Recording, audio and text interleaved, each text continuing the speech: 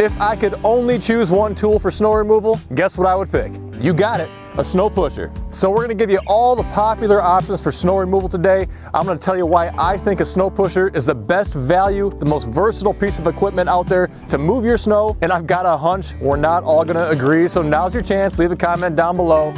Prove me wrong. Hey, we try to keep it fun, entertaining, educational. If you enjoy these videos, hit subscribe to see more, and guess what? We sell tractor attachments, ship them all over the country. So if you need something for your tractor or your skid steer, we can help. Visit goodworkstractors.com. Okay, so I thought it was an appropriate time. The snow was falling, not enough to push yet, thankfully, but we're getting our pusher set up on our tractors. So we're out at our property, have about an 1,800 foot driveway to manage this winter.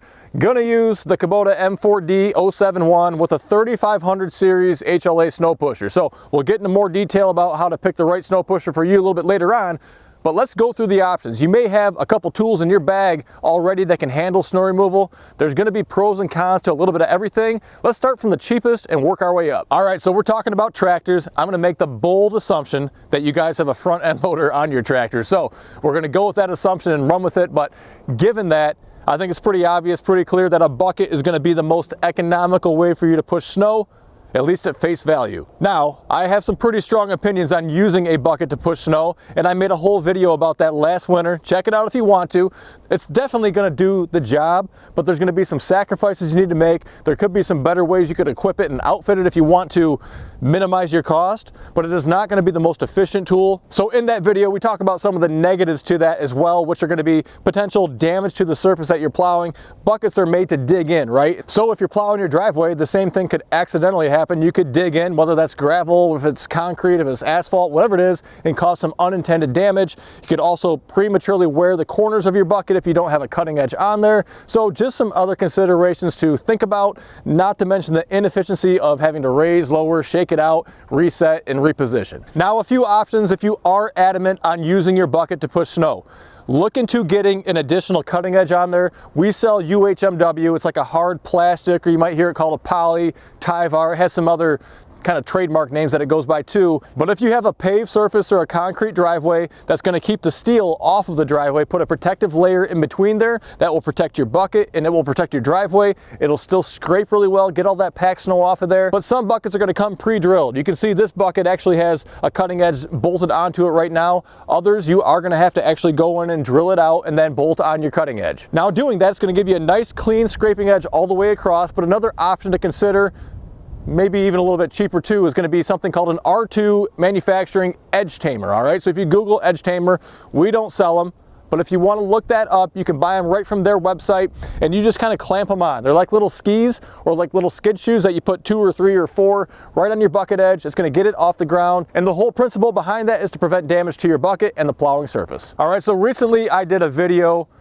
kind of giving a sneak peek at some future videos coming up where I'm going to compare a rear blade to a box blade to a land plane, and the pros and the cons, you know, strengths and weaknesses of all of those. And so I asked for opinions, right? I wanted some feedback on where folks prefer to use a rear blade over those other attachments, because for me, a rear blade is going to be probably at the bottom of the pile compared to those other attachments. But the one place where the rear blade does excel, and those folks mentioned it as well, is going to be for moving snow. So you might hear these called grader blades or road blades or just rear blades or flat blades. They go by a lot of names, but they're going to be one of the cheapest tools that you can get. And so you can use these not only for grading out your driveway or maybe doing some landscaping jobs with them as well. So one of the things that's often overlooked on a rear blade is going to be the fact that you want to make sure you get something wider than your tractor, at least a foot wider, because if you are angling that quite a bit, you could knock off as much as a foot of width depending on what it is. And the last thing you want is to not cover your tracks when you're plowing or pushing snow. But with a blade like this, you could pull forward with it. You could also reverse it around and push backwards if you wanted to. So you have the ability, you have a pin here you can take out and just kind of swing it around in different arcs and angles. Now, so the blades that we sell are from Dirt Dog. They're manufactured down in Georgia. They're a very high quality blade. They're going to have several different series, different color options and things like that. These are going to be quick hitch compatible. The bigger ones are going to have a built-in parking stand as well, and you'll even have some hydraulic options. I got an 8-foot blade with some hydraulic options, and I still have to get set up and play around with it and try it out. I'm looking forward to that. But if you're looking for a pretty cheap option to move some snow and then maybe move some dirt as well, I'd encourage you to check out a rear blade. Now, a 3-point hitch isn't the only place you can use a blade to plow snow. You can put them on the front end of your tractor as well. There's a couple of different options there. What you see stacked up behind us are going to be loader mounted plow blades, all right? So if you have a loader with a quick attach bucket on it, primarily a skid steer quick attach or a John Deere quick attach, when just a couple of pins or levers release the bucket off of there, then you can put on a plow blade in its place and have it right up front. Now there's going to be another version of a plow blade yet, and something I don't sell. I'm not a John Deere dealer, I'm not a Kubota dealer, but if you get it from your OEM dealer, you can get a frame mounted blade. So you can take your front end loader completely off and put a plow blade that attaches to some version of a quick hitch, so you can hydraulically angle it and raise it up and down. Typically, you'll control that with the loader joystick that you have on your tractor. You kind of plug into those hydraulics and operate it that way. I know I've got some footage of me using something in a similar setup on a John Deere garden tractor, so we'll throw some B-roll up of that so you can see what we're talking about. But you have 3 different options of blades that you can use between mounted on the loader, the front frame of the tractor, or the 3-point hitch. So no matter which blade you look at, you're going to be able to typically get a steel edge or rubber edge. You can add on, we sell those UHMW, the hard plastic strips, if you want to drill those out and add on a hard plastic edge as well. If you're trying to find the right edge to suit your application, gravel, asphalt, concrete, again, we did a video all about it, going in depth on what the best choice for your situation is. Without going too deep into it, there's a couple other pros and cons on these front side plow blades, and the loader mounted is nice because you don't have to take your whole loader assembly off, right? So if you need to get back to a set of pallet forks or to a bucket or a grapple, basically switch between attachments a lot, it's nice to not take your whole loader off, just be able to switch out the attachment. So the downside,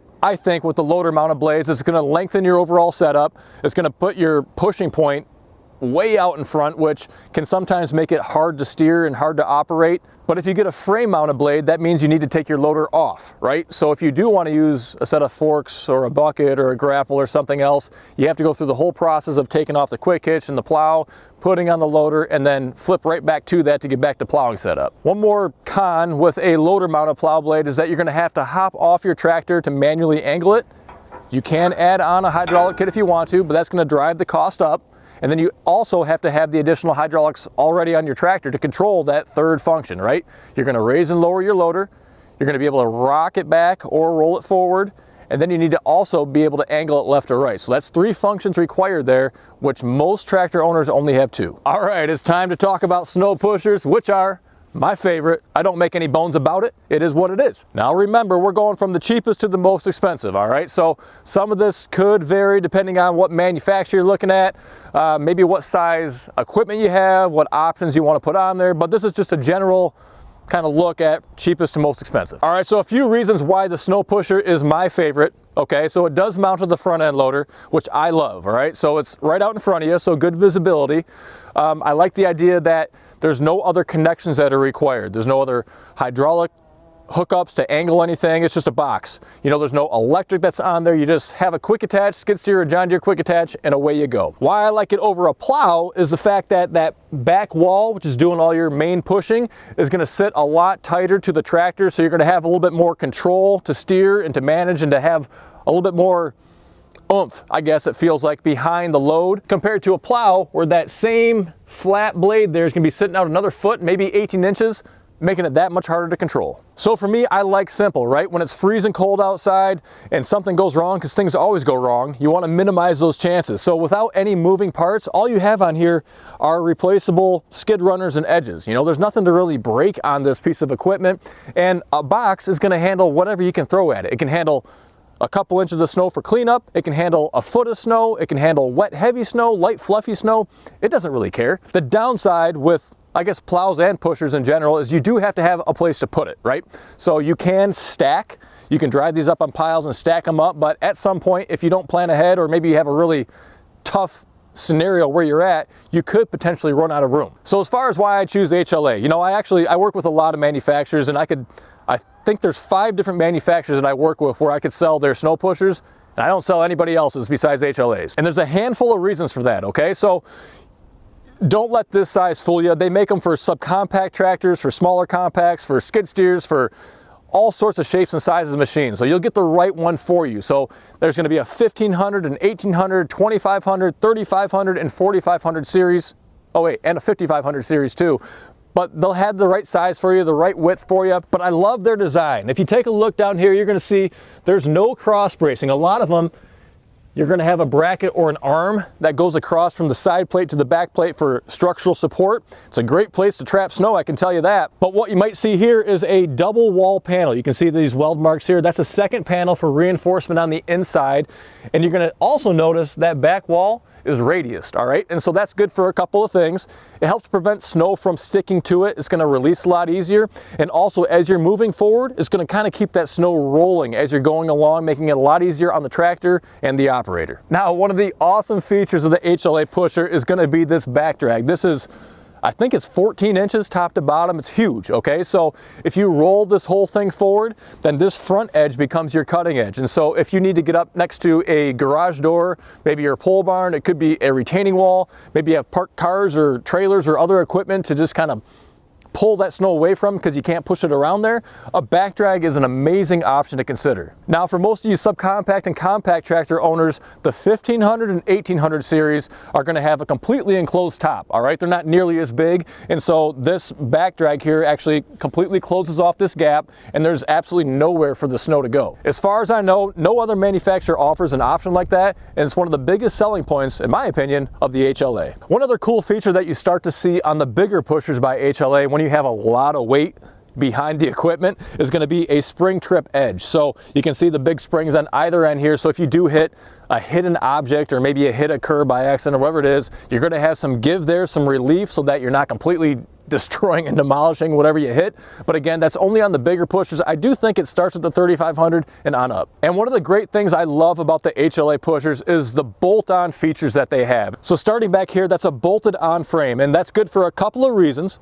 Number one, if you ever got a different piece of equipment with a different connection type. So this is a skid steer connection, but say you got a big John Deere, say you got a Manitou telehandler like I have, something with just a different adapter plate that's required, you don't have to then go get a whole new piece of equipment. You can just buy this bolt-on plate, reuse the pusher. And you'll also see that there's going to be some holes in this bracket up and down that allow for different mounting positions, because not every loader interface is going to be set up at the same angles. And so if your max roll and curl is not quite doing what you want it to do, you can unbolt it, reposition it, bolt it back up, and have a better setup for you. So we talked about the back drag already, but this is a bolted on feature. So if you're kind of on the fence, yes or no, about needing a back drag, or maybe you don't now, but you could in the future, that's going to be an option that you can add on. There's going to be pre-drilled holes throughout the edge of the pusher that you can do so. And you can see some more bolts going on down here. Your skid runners, one on the right and the left end, are both going to be bolted on, so you can adjust them up and down. So if you do not want to have your main scraping edge scrape right along the ground, you can adjust these skid runners, just slide them down a little bit and tighten them back up, and that's going to make your main cutting edge a little bit higher, so you're not maybe knocking all your gravel off the road. And the main cutting edge is going to be bolted on, which allows you to reverse it. So if you wear down one side, you can unbolt it, rotate it around, bolt it back on, and get double the life out of that. You can also replace it, obviously, once you wear it out, so it's not an integrated edge that you'd have to have something new welded right on. And the last place that you're going to notice bolt holes are going to be on the back drag, all right? And so this big hunk of steel on the end, you can see where it's welded on. This is an integrated steel cutting edge, all right? So you can use just this. If you're not going to use the back drag a whole lot, I'd encourage you to just stick with this. However, if you have a concrete or an asphalt driveway, you're going to have some other edge options to consider. So you could bolt on a rubber edge. You could get a piece of UHMW, that hard plastic, which a lot of folks really prefer, myself included. The point being, you can add on additional cutting edges, and let's talk about those options right now. So the standard setups from HLA are going to include steel or rubber for the main cutting edge down below here, all right, for any size pusher, doesn't matter which one, and then steel skid runners, all right? If you add on a back drag, the base price is going to include this integrated steel edge, what you see right here, nothing else bolted onto it. HLA offers the option to add on an additional cutting edge to the back drag. So if you want to put a replaceable edge on here, you can put a steel or a rubber edge for an additional cost. Now, we're pretty big on a material called UHMW, or a poly or a hard plastic. And the easy way to sum up that material is that it cuts like steel, but it protects like rubber. So it's a great solution for paved surfaces, for concrete driveways where you really want to scrape well. That's one of the downsides of rubber, is it doesn't scrape well at all. But steel is very abrasive and can chip and damage those more delicate surfaces a lot more easily. So we went out and sourced UHMW skid runners that are available for an upcharge. So if you want to have complete protection for your driveway, what I would suggest is getting UHMW skid runners, get UHMW edges down here and on the back drag as well. So UHMW is not available just for snow pushers, but it's available for the snow plows that we talked about, for the buckets. It's available for the rear mounted grader blades if you want that as well. We have quite a few different sizes. We can cut it to length. We don't drill the holes out, so we're not going to drill the holes out to match up here, but just lay it on there, mark it, use it as a template, drill it out with a multi-purpose bit. Just go to the hardware store, grab some nuts, bolts, and washers, and away you go. And it's even gonna work for this next attachment we'll tell you about now. All right, so now let's talk about the top of the heap, the creme de la creme. And this is what I know a lot of you guys love, which are snow blowers. And I do enjoy them myself. And now they make snow blowers for the back end of a tractor and for the front end. And I think the front end with a cab is just the cat's meow, but there's some limitations there. And again, for me, I use my tractor year round. I use all my equipment year round, and to slap on a front frame mounted snow blower, take your whole front end loader off of there, is just way too inconvenient for me. If I need to switch back over to using the front end loader with one of those other attachments, that's just not in the cards for me. However, there are a couple of 3-point mounted options that you can get. You can get a traditional drive backwards type of snow blower, which is going to be the cheapest snow blower that you can get out there. It's also the worst in my opinion. You're driving backwards, which means you're facing this way, turning your back the whole time, trying to do some yoga positions and stretches, and it's just horrible if you have to do it for any length of time. One of the really cool options, I had a chance to play around with them last year, is called an inverted or a pull type snowblower, where it mounts on the back, but you just drive right over that snow. And yeah, it doesn't seem like it's going to work well, but they do. They work well. They've been around for a long time. The folks up in Canada make these products, and if anybody's going to know how to remove snow, it's going to be those guys. Okay, so the biggest negative to a snowblower is the price. Those things are astronomically expensive, all right? So we talked about having to take the loader off if you have a front mount. That can be a pain in the butt, but the price tag can be staggering for one of these snowblowers. Now for me, if I get time, right, I'm going to get a 97-inch snowblower, a pull type snowblower mounted on the Kubota here for this winter. And by the time I have all those hydraulics and the options and it's configured the way that I want, it's probably going to be somewhere in the ballpark of a $10,000 price tag. Now my inverted snowblower last year was absolutely amazing. You know, that coupled with a cab, that thing feels like it's just, you can't beat it, right? So you can blow the snow wherever you want. If you have the hydraulic or the electric options on there to rotate that chute right from the cab, I mean, you just blow the snow wherever you want to put it. Is pretty amazing. But on the flip side, you know, if you have a lot of light fluffy snow, it just kind of sprays that stuff up all over the place. It works better if you have a little mass in your snow, so to speak, not the complete slush, but I don't know, they can be a pain, they can clog up at times too, so you have to deal with that. You know, if you are in a neighborhood, you got to watch where you're blowing it, because you can blow it right through the neighbor's window potentially, or potentially right onto your cameraman. I think Chris knows a thing or two about that. And they do tend to work better if you have consistently deep snows, right? So if you have just an inch or two that you want to clean up, it's kind of a pain to do that with a blower. You're essentially treating it kind of like a pusher or a big box blade, where you're just trapping a bunch of snow as you're driving along and then blowing it out. You're just trying to pile it up so it can accumulate and get through the chute. So if money is no object, yeah, I'm going to get a snow blower and I'm going to love it, right? But for most of us, we're on a budget. So you're trying to make practical decisions that can be the most versatile tool that you can use for every condition that Mother Nature throws at you. And most of us aren't living in areas where you're getting 2-3 foot of snow on a regular basis. A lot of us are getting a few inches here, maybe 6-8 inches there. And so a snow pusher checks a lot of those boxes, right? It's going to be more affordable. It's going to be very versatile for all those different types of snowy conditions. And it's just simple, right? Not much to go wrong, not much to hook up. Just put it on and go. But no matter what tool you're looking for, we would love to earn your business. So please check out GoodWorksTractors.com. Check out all the options that we have available. And again, we can ship this right to you. Visit us at GoodWorksTractors.com. Well, hopefully you can't hear my teeth chattering, but it's time for us to get going. So again, if you enjoyed the video, I'd love to get a thumbs up from you. Hit that subscribe button down below, and you know where to go. GoodWorksTractors.com if you want something for your tractor. Thanks for taking time out of your day to stop by, and until next time, stay safe. We'll see you soon.